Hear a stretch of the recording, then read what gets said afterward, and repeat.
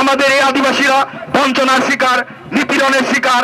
আমাদের আদিবাসী নারী এবং শিশুরা যে কোনো ইস্যু তৈরি হলেই নানানভাবে হত্যা, ধর্ষণ সহ নানান চরম মানবাধিকার লঙ্ঘনের শিকার হয়।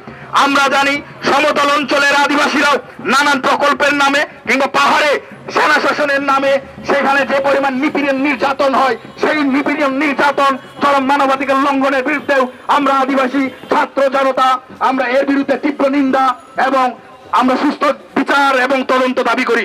সংগ্রামী বন্ধুগণ, আমরা অতি শীঘ্রই আমাদের এই আজকের কালচারাল শোডাউন কর্মসূচি আমরা শুরু করব।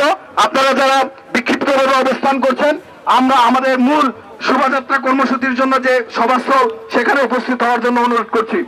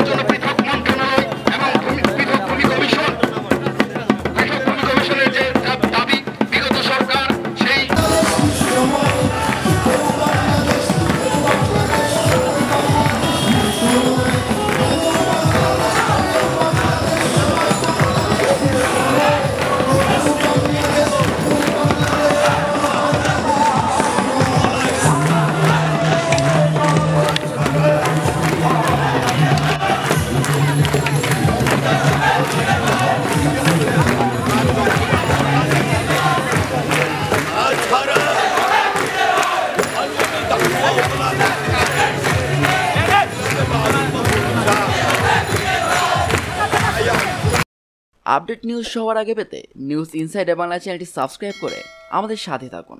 ধন্যবাদ।